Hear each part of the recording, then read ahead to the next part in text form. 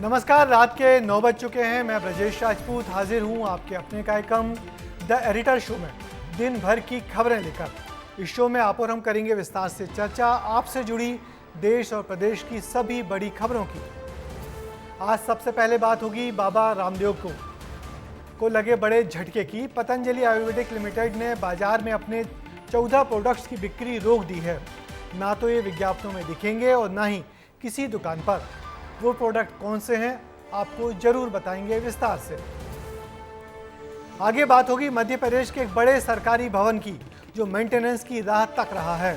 बात सतपुड़ा भवन की हो रही है। 12 जून 2023 को यहां आग लगी थी।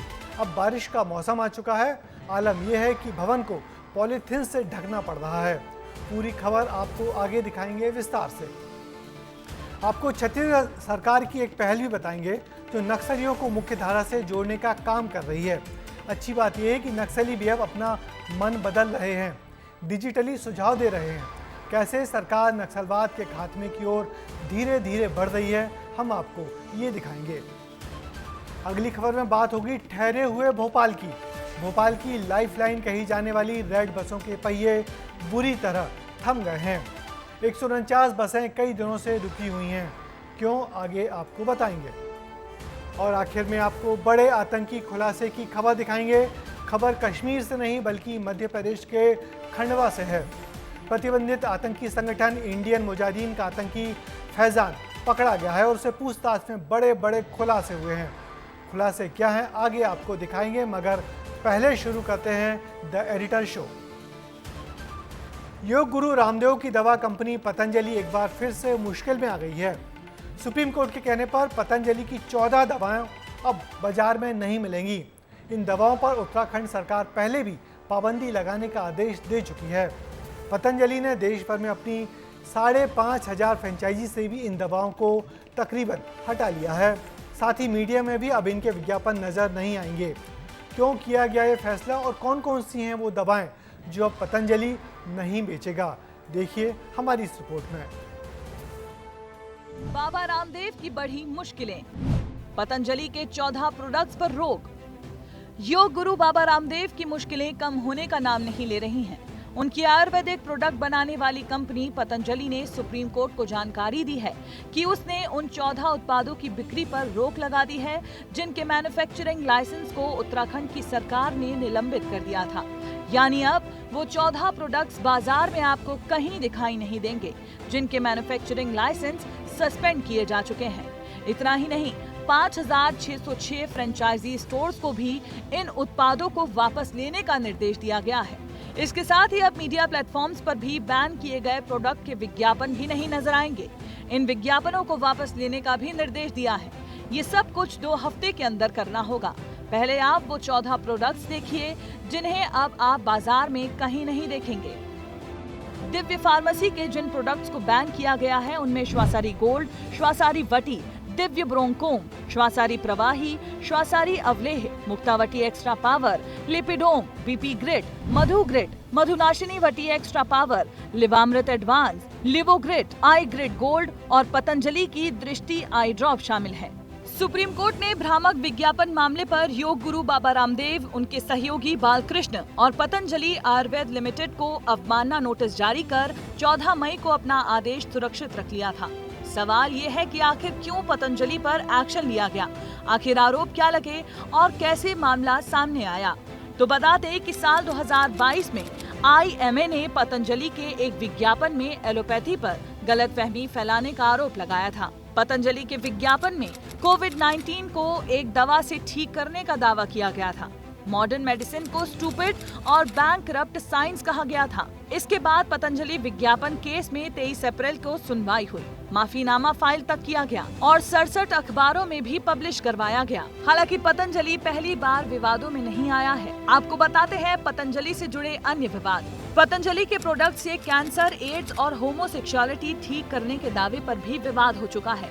साल 2018 में गिलोय घनवटी की मैन्युफैक्चरिंग डेट गलत लिखने पर भी विवाद हुआ। 2015 में इंस्टेंट आटा नूडल्स लॉन्च पर नियम तोड़ने का आरोप लगा। 2015 में ही पतंजलि घी में फंगस और अशुद्धियां मिलने पर भी विवाद हुआ। हालांकि इस बार पतंजलि के 14 प्रोडक्ट्स बैन किए गए हैं, जिसे बड़ी कार्रवाई माना जा रहा है। मामला अब भी कोर्ट में है। अगली सुनवाई 30 जुलाई को होगी। ब्यूरो रिपोर्ट, विस्तार न्यूज। दरअसल योग गुरु रामदेव कोई पहली बार विवादों में तो नहीं आए हैं। कभी अपने राजनीतिक बयानों को लेकर तो कभी एलोपैथी के खिलाफ मोर्चा खोलकर, मगर इस तरह दवाओं पर प्रतिबंध की तगड़ी कार्रवाई उनकी कंपनी पर पहली बार हुई है। उम्मीद है रामदेव और उनकी कंपनी पतंजलि अब दवाओं से लेकर आचार व्यवहार तक में संयम बरतेगी। और अब बात भोपाल के सबसे बड़े सरकारी दफ्तर सतपुड़ा भवन की, जो इन दिनों फिर से खबरों में है। और इस बार भीषण अग्निकांड नहीं, बल्कि अग्निकांड के बाद के ढीले ढाले तरीके से इस दफ्तर के हुए घटिया मेंटेनेंस के कारण। ठीक 1 साल पहले इन्हीं दिनों भोपाल के इस प्रमुख भवन में आग लगी थी और करोड़ों रुपए का नुकसान हुआ था। उसके बाद आई जांच रिपोर्ट भी आ गई है, मगर सबको क्लीन चिट देकर बेदाग बरी कर दिया गया है। मगर बिल्डिंग की मरम्मत का काम आज भी आधा अधूरा पड़ा हुआ है। सरकारी कामकाज स्तरहीन, मेंटेनेंस के नाम पर पॉलीथीन। मध्य प्रदेश में अजब गजब कारनामे रोजाना देखने के लिए मिल रहे हैं। एक और अजब गजब कारनामा सतपुड़ा की बिल्डिंग को लेकर सामने आया है। अधिकारियों की लापरवाही के कारण अभी भी सतपुड़ा भवन का मेंटेनेंस कार्य नहीं हुआ। पॉलीथीन से ढका हुआ ये मध्य प्रदेश का दूसरा सबसे बड़ा सरकारी दफ्तर है। सोचिए, ये शहर के बीचों बीच बसा सतपुड़ा भवन है। आप सोचेंगे कि आखिर 6 मंजिला इमारत को पॉलीथीन से क्यों ढका है, तो वजह मेंटेनेंस में ढिलाई है। 12 जून 2023 को यहाँ भीषण आग लगती है, लेकिन साल बीत जाता है, महीने बीत जाते हैं और मेंटेनेंस के नाम पर बस भवन को मिलती है तो मात्र ये पॉलीथीन। मध्य प्रदेश में अजब गजब कारनामे रोजाना देखने के लिए मिल रहे हैं। एक और अजब गजब कारनामा सतपुड़ा की बिल्डिंग को लेकर सामने आया है। ये वही सतपुड़ा की बिल्डिंग है जहां पे पिछले साल 12 जून को आग लग गई थी। बिल्डिंग के मेंटेनेंस के लिए 160 करोड़ रुपए सरकार ने जारी किए, लेकिन मेंटेनेंस नहीं हो पाया। बारिश के मौसम में अब पॉलीथीन से इस बिल्डिंग को ढका जा रहा है, क्योंकि अंदर कई विभाग हैं और विभागों में काम करने वाले कर्मचारी बारिश से परेशान है। इसलिए ये बड़ी बड़ी पॉलीथीन के सहारे सतपुड़ा बिल्डिंग को ढका गया है। पहले तो यहाँ आग लगने पर प्रशासन पर सवाल उठे और अब इसका अब तक मेंटेनेंस न किए जाने पर एक बार फिर सरकारी इमारत के इर्द गिर्द कई सवाल घूम रहे हैं। सुनिए किस तरह यहाँ के कर्मचारी भी धीमी गति के मेंटेनेंस की पोल खोल रहे हैं। सरकार ने इतनी बड़ी भीषण आग लगने के बाद बल्लभ भवन, सतपुड़ा और विंध्याचल तीनों भवनों में आग लग चुकी है और भीषण आग लग चुकी है। उसके बाद सरकार ने कमेटी बनाई, कमेटी की रिपोर्ट भी सरकार के पास पहुंच गई। सरकार ने निर्णय भी ले लिया, बजट भी आवंटित कर दिया कि मेंटेनेंस होगा, लेकिन अधिकारियों की लापरवाही के कारण अभी भी सतपुड़ा भवन का मेंटेनेंस कार्य नहीं हुआ। अब ये मजबूरी देखिए नौकरशाही की, उसको तिरपाल से, पन्नी से ढकना पड़ रहा है। सतपुड़ा भवन में लगी आग में कोई हताहत तो नहीं हुई थी, लेकिन तीसरी से छठी मंजिल तक लगी आग में 25 करोड़ का फर्नीचर और 12,000 से ज्यादा जरूरी फाइलें खाक हुई थी। राज्य निदेशालय के लगभग 80% दस्तावेज जले थे। छठी मंजिल पर स्वास्थ्य विभाग का रिकॉर्ड रूम है, जहां 12,000 से ज्यादा फाइलें जली थी। 5वीं मंजिल खाली दफ्तर था, जिसका 15 करोड़ में रेनोवेशन हुआ था। 4थी मंजिल पर परिवार कल्याण और सीएम से जुड़े दस्तावेज रखे थे। तीसरी मंजिल पर आदिम जाति विभाग के बजट से जुड़ी फाइलें थी। हालांकि ये पहली बार नहीं है। सतपुड़ा भवन का आग से पुराना नाता है। इससे पहले भी साल 2018 में विधानसभा चुनाव के ठीक बाद और साल 2012 में चुनाव के पहले इसी भवन की तीसरी मंजिल में आग लगी थी। साल 2023 में फिर से चुनाव के 4 महीने पहले लगी आग पर कई सवाल उठे थे। हालांकि सत्तारूढ़ बीजेपी ने साफ कहा था कि इस कार्यालय में कोई संवेदनशील दस्तावेज नहीं थे, सभी जरूरी दस्तावेज सुरक्षित हैं। आपको बता दें, ये वो भवन है जहां 20 विभागों के कार्यालय हैं, 400 से ज्यादा कर्मचारी काम करते हैं। आग लगे 1 साल से ज्यादा का समय बीत चुका है, लेकिन अब तक ये सरकारी भवन मेंटेनेंस की राह तक रहा है। ब्यूरो रिपोर्ट, विस्तार न्यूज। पॉलीथिन में लिपटा सतपुड़ा गवाही दे रहा है उस लापरवाह सिस्टम की, जो अपने दफ्तरों की सुंदरता और सुरक्षा की अनदेखी कर लगातार हादसों को बुलावा देता रहता है। अब देखना यह है कि बारिश के दिनों में तेज पानी और भारी हवा के वेग को ये पॉलीथिन कितने दिनों तक झेल पाएगी। मगर ये साफ लग रहा है कि बारिश में दफ्तर के लोग और उनकी बेशकीमती फाइलें का भीगना बिल्कुल तय है। भोपाल के बाद अब बात खंडवा से पकड़ाए इंडियन मुजाहिदीन के आतंकी फैजान की, जो सिमी के मारे गए आतंकियों का भरपूर बदला लेना चाहता था। इसी वजह से वो पुलिस के हाथों सिमी के मारे गए आतंकियों के परिवारजनों की मदद भी लगातार कर रहा था। फैजान देश में छिपे दूसरे आतंकियों से बात कर सेना और पुलिस पर बड़े हमले की फिराक में था। एटीएस ने उससे पूछताछ कर आज न्यायिक हिरासत में भेज दिया है। हैरानी इस बात की है कि आतंकी हमले की साजिश के भंडाफोड़ होने के बाद भी उसे अपनी करनी पर कोई पछतावा नहीं है। देखिए खंडवा से ये रिपोर्ट।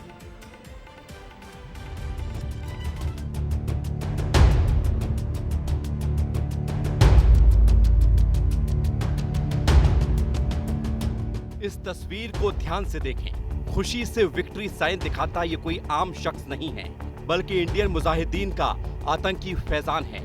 अब हम आपको दो तस्वीरें दिखाते हैं। पहली तस्वीर में एटीएस आतंकी फैजान को कोर्ट ले जा रही है, जबकि दूसरी तस्वीर में आतंकी गाड़ी में बैठ रहा है और विक्ट्री का निशान दिखा रहा है।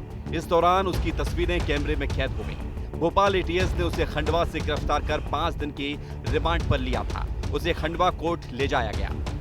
फैजान को एटीएस टीम लेकर पहुंची है। 5 दिन का इसका रिमांड यहाँ पे खत्म हो गया है। संभवतः आज यहाँ कुछ और दिनों का रिमांड पुलिस लेगी।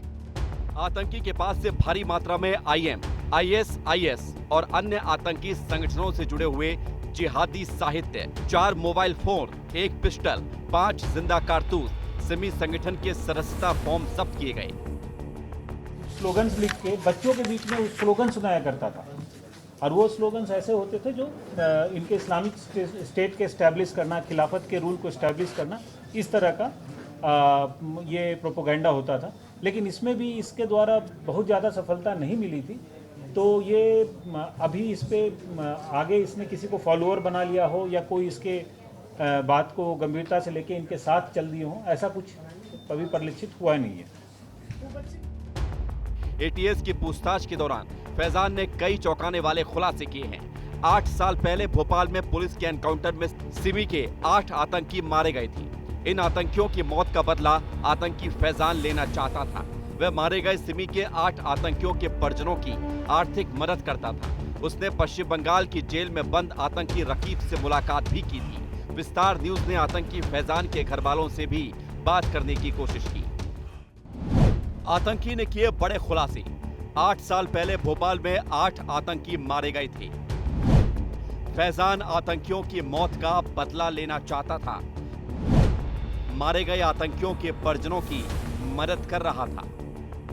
ये वीडियो बहुत देखता था फेसबुक पे, मैंने उसको बहुत समझाया भी, समझता था डिलीट कर दे, फिर पोस्ट फिर डाल दे कोई सी का पोस्ट बोल सकते हैं आप उसको, जो चीज़ सबको पता ही है। बस ये चीज़ से हम उससे परेशान थे। आतंकी फैजान पर सेना से जुड़े अधिकारियों और सैनिकों के ठिकानों की रैकी करने का भी आरोप है। उन पर लोन वुल्फ अटैक करने की प्लानिंग कर रहा था फैजान। वो सेना के अधिकारियों पर बड़ा हमला करने की साजिश रच रहा था। लेकिन इससे पहले ही भोपाल एटीएस की टीम ने खंडवा पहुंचकर उसे गिरफ्तार कर लिया और एक बड़ी साजिश पर विराम लगा दिया। ब्यूरो रिपोर्ट, विस्तार न्यूज। आतंकी फैजान की जांच से जुड़े अधिकारियों का दावा है कि यदि उसे समय पर एटीएस नहीं पकड़ती तो कोई बड़ी आतंकी कार्रवाई होनी एकदम तय थी। फैजान कट्टरपंथी गतिविधियों में पूरी तरह से डूबा हुआ था। पुलिस हिरासत में भी वो कभी तनाव में नहीं दिखा। एटीएस अब फैजान से मिले संपर्कों पर दबिश देने की तैयारी कर रही है। उधर भोपाल में सिटी बस के पहिए पिछले 6 दिनों से थमे हुए हैं। शहर की प्रमुख बस कंपनी की हड़ताल से आम जनता बेहद परेशान है। मगर दिलचस्प ये है कि सामान्य सी बात पर बस कंपनी और टिकट कंपनी के बीच हो रही इस खींचतान का असर लोगों पर पड़ रहा है। उधर शासन प्रशासन इस सब से एकदम बेपरवाह है। क्या है ये पूरा मामला और क्यों हो रही है भोपाल की जनता परेशान, देखिए हमारी इस रिपोर्ट में। कहीं भी जाना पड़ता है तो 1-1 घंटे वेट करना पड़ता है। गाड़ी टाइम से मिलती नहीं है, जिसके कारण हम लोगों को ना बहुत ज़्यादा सफ़र करना पड़ता है। और ऑटो से जाते हैं तो बहुत ज़्यादा खर्चा हो जाता है। बसें एक घंटा आधा घंटा लेट जाती है।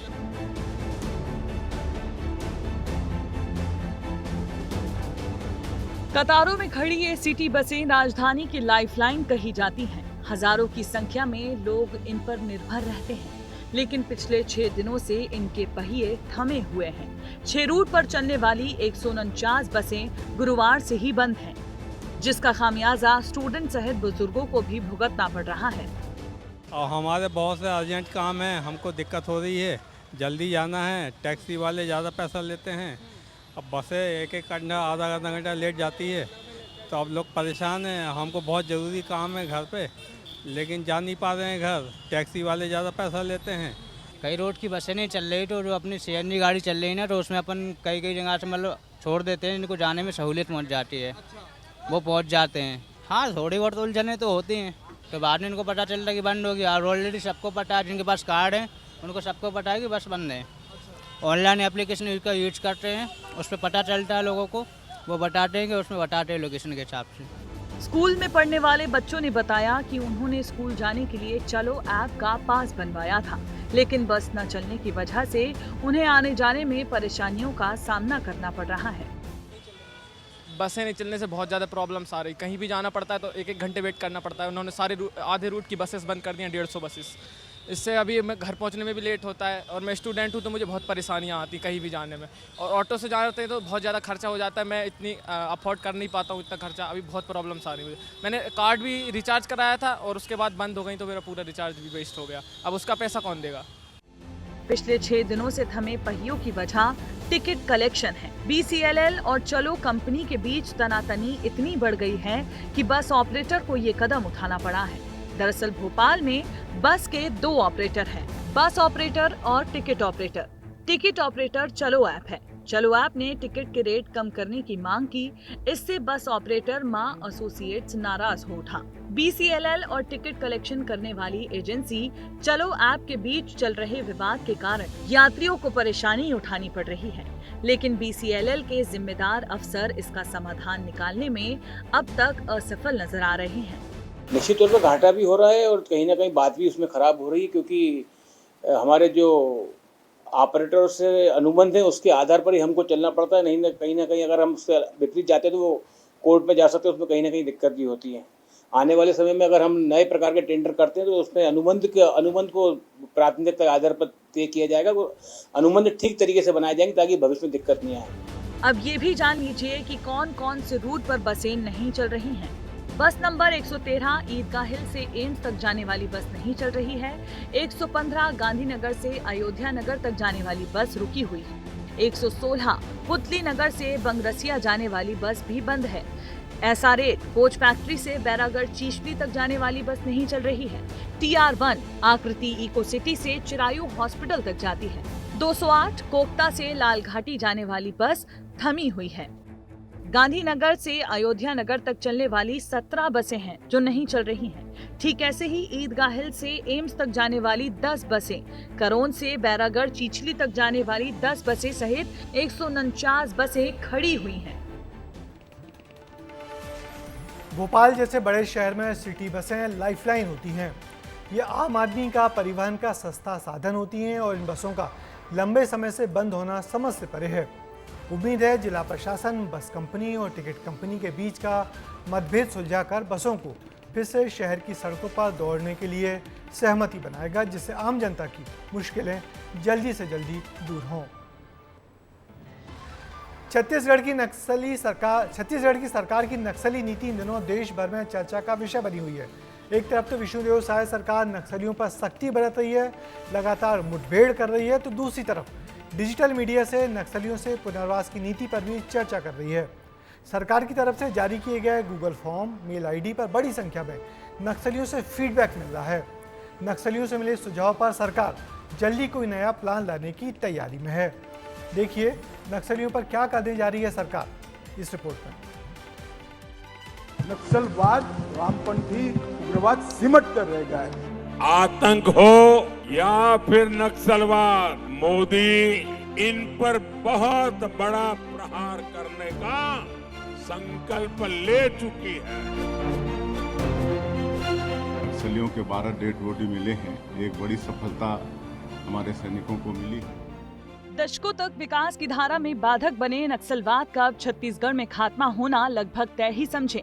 साय सरकार के कार्यकाल के अभी 6 महीने ही बीते हैं और इसी अंतराल में अब तक पुलिस एनकाउंटर में 122 नक्सली मारे जा चुके हैं। 415 नक्सलियों ने आत्मसमर्पण किया है और 423 नक्सली अब तक गिरफ्तार हुए हैं। माननीय विष्णु देव साय जी की सरकार में 122 नक्सली मारे गए हैं।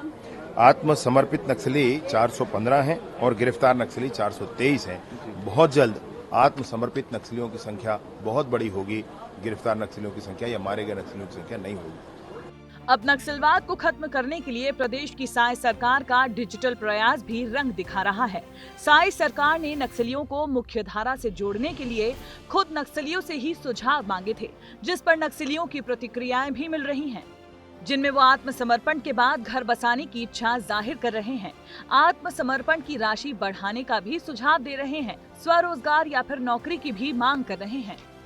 गृह मंत्री विजय शर्मा ने आत्मसमर्पित नक्सलियों की पुनर्वास नीति के लिए online QR code, Google form और मेल ID जारी करके सुझाव मांगे थे। इनमें अब बड़ी संख्या में फीडबैक मिले हैं। कुछ नक्सली तो मोबाइल फोन, वीडियो कॉन्फ्रेंसिंग के जरिए बातचीत करने तक का प्रस्ताव दे चुके हैं। अभी उनसे कहा गया था कि आप भी अपना कोई विषय हो तो दें। बहुत सारे हैं, अब वो कौन है क्या है सब आइडेंटिफिकेशन किसी का नहीं किया जाएगा। उसमें कोई ये नहीं है, सारे जो जानकारियां हैं मतलब पहले ही कह दिया गया था कि ये जो जानकारी है ये आप व्यक्तिगत तौर पर उपलब्ध करा रहे हैं, इसलिए इसके पीछे कोई आइडेंटिफिकेशन का काम ऐसा कुछ नहीं किया जाएगा। हालांकि सरकार के इस प्रयास पर भी विपक्ष बयानबाजी कर रहा है। कांग्रेस प्रदेश अध्यक्ष दीपक बैज के मुताबिक बीजेपी सरकार नक्सलवाद वाले मसले में हमेशा कंफ्यूज रही है। इस मसले पर सरकार पूरी तरह से कंफ्यूज है, मुख्यमंत्री कंफ्यूज है और गृह मंत्री कंफ्यूज है, क्योंकि नक्सली नीति ही स्पष्ट नहीं है तो पुनर्वास नीति कैसे स्पष्ट हो सकता है। छत्तीसगढ़ में नक्सलियों को मुख्यधारा से जोड़ने के लिए एक और सरकार लगातार कोशिश कर रही है। अब नक्सलियों को सीधे संवाद करने के लिए भी आमंत्रित किया जा रहा है। देखना होगा कि पुनर्वास नीति को लेकर आ रहे सुझाव पर सरकार कितना अमल कर पाती है। ब्यूरो रिपोर्ट, विस्तार न्यूज। और अब वक्त है चलते चलते का, जिसमें हम आपको कुछ रोचक दिखाते हैं। आज हम आपको सीधी जिले की एक महिला से मिलवाते हैं जिसने अपने गांव की खराब सड़क को सुधरवाने के लिए सोशल मीडिया का सहारा लिया। महिला का नाम लीला साहू है, जो प्रधानमंत्री से गुहार लगा रही है। पहले आप खुद लीला की जरा गुहार सुन लीजिए। मोदी जी हमारे यहाँ के रोड बनवा दे। हम बताए थे अपना कहीं सांसद यहाँ से 29 के 29 सीट में जीते हैं, अपना कहीं जिताए नहीं हमारे मध्य प्रदेश के लोग। तो अपना हमारे यहाँ के रोड तो बनवा दी। मध्य प्रदेश के रोड यहाँ में कबाड़ है। हमारे यहाँ के लोग ना सांसद, विधायक, कलेक्टर तक से मिल आए हैं, लेकिन केव नहीं सुनाता है, केव अर्जी नहीं सुनाता है। देख ले हालत यहाँ के हालत देख ले। और हमारे गाँव के नाम है खड्डी खुर्द, जिला सीधी, बगैया टोला। अपनी बात रखने के लिए महिला ने कितने रोचक तरीके से सोशल मीडिया का सहारा लिया और अपनी भाषा चुनी, बघेली। महिला की आवाज़ जिम्मेदारों के कानों तक पड़ी तो सवाल उठने लगे। कलेक्टर ने सुध ली और फ़ोन करके कहा कि रोड जल्दी बनवा देंगे। उसके बाद आगे क्या हुआ फिर से सुनिए। एक समस्या हुई है, जब मीडिया वाले शासन प्रशासन से पूछें कि यह सड़क काहे नहीं बनता है, शासन प्रशासन के द्वारा से यह पता चला मीडिया वाले ने कही कि यह ताही जंगल विभाग के है। तो हम अपने बच्चे को बता दे कि कल हमरे यहाँ ना जंगल विभाग वाले अधिकारी आ रहे हैं और कहीं जो रोड गया ना तो रोड में थोड़ा था जंगल फसल लागे, पूरा नहीं फंसतिया। कहें कि भाई रोड बनवा दी जाए, इनोसी दे दे हम। तो हमारा निवेदन है सड़क परिवहन मंत्री जी से और श्री नरेंद्र मोदी जी से है कि हम यहाँ के रोड बनवा दी जाए प्लीज। वैसे तो ये हमारा भी मानना है कि देश के विकास का रास्ता गांव की सड़कों से होकर गुजरता है। इस महिला ने जो सीख दी है वो ये कि अगर सोशल मीडिया का सही इस्तेमाल किया जाए तो आपकी परेशानियां चंद मिनटों में दूर हो जाती हैं। हम भी सरकार से यही गुहार करते हैं कि इस महिला की गांव की सड़क बना दी जाए।